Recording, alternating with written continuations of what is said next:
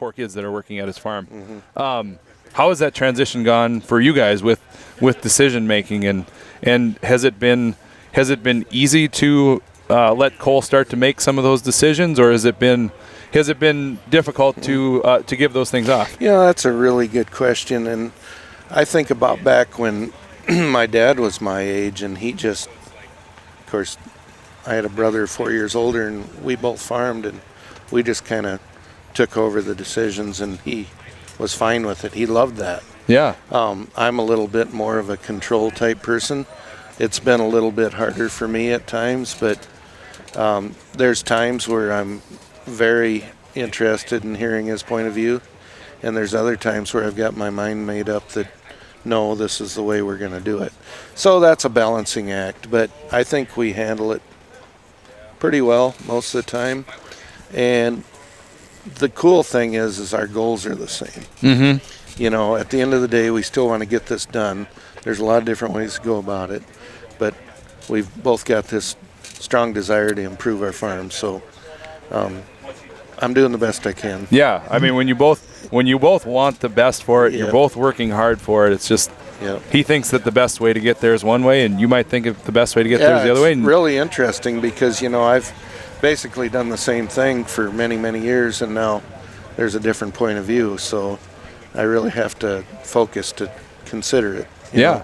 And he's sharper than me, so I can tell him what I'm thinking, and he can balance that, and well, that makes sense too, or whatever. But yeah. What do you think as far as a climate amongst lots of farmers? There's plenty of farmers. We keep hearing the average age of the farmers getting up there, and there are a decent amount of them that are turning them back over to their sons, to their daughters.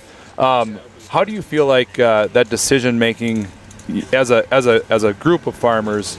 How do you feel like that is? How do you feel like that is going? Do you feel like that people that are in your age range, maybe getting a little bit older, do you think that they're having an easier time kind of turning over the reins, or do you think it's been more difficult than the last generation? You know, it's really, it depends on the personality of the old guy, because so many of them aren't good at letting people know how they feel about things. You're supposed to be able to read their mind. Yeah, right. I feel his frustration sometimes with that.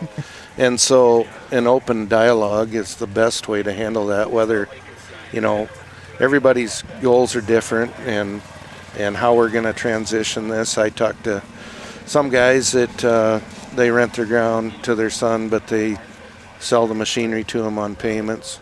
There's others that give them the equipment, and, at the end of the day, they need to be successful. Mm-hmm. And if they're not, they're going to tank this thing that I've worked so long for. So I want to make sure that I'm giving them a good start.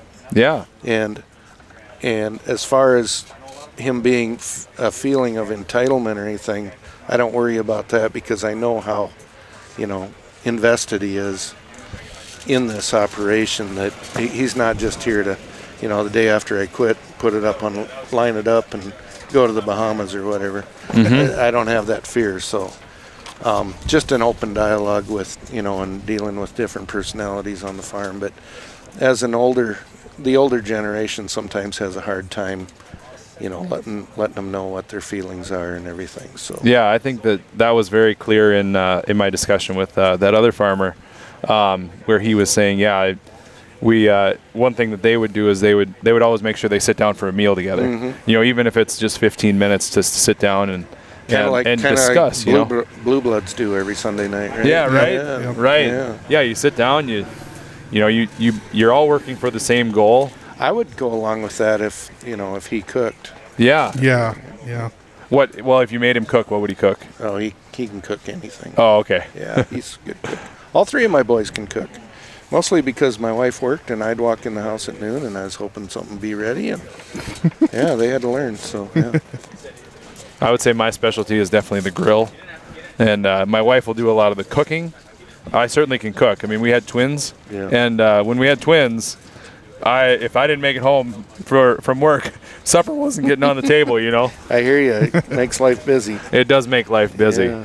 Yeah. I don't know if you guys heard, but Cole's going to be a first-time dad about January 1st. So. Really? I right. did not hear that. Yeah, That's amazing. And now, is this going to be your first grandchild? No, it'll be my 6th. Your 6th grandchild. All right. Yep. So you're a seasoned grandpa. Yeah, so we've got a starting 5 now. Nice. And, we're going to move on. And going to have a sub.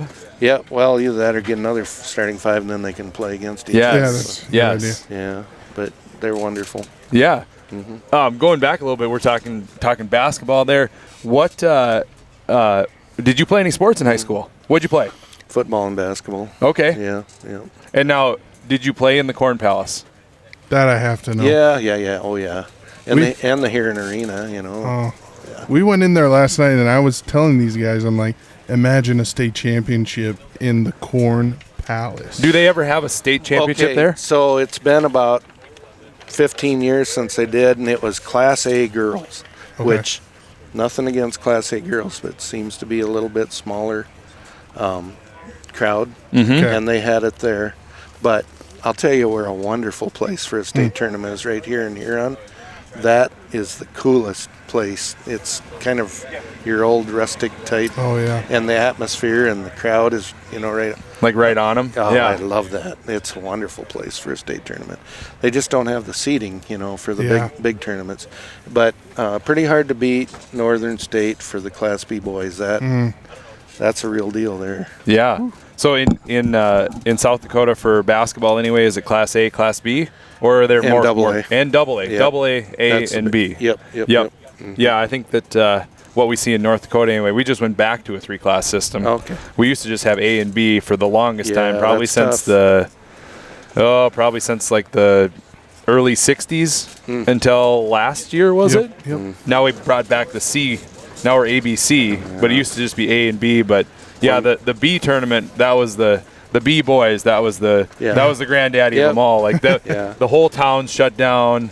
Everybody is packed in there. Like you have to have it at the biggest arenas in North Dakota. But yeah, you're right. Those bigger towns, you get the Class A state tournament for the first night or two. It's like, you can hear crickets. Oh, yeah, I know. Maybe not quite crickets, but the you know what I afternoon mean. Sessions can get pretty quiet. Yeah. But Yep. back in my day, what else was a kid gonna do? Drive their car on Main and then go to a basketball game. Nowadays, there's so many other distractions. So, high school sports is not as important to everyone as it used to be. I get that.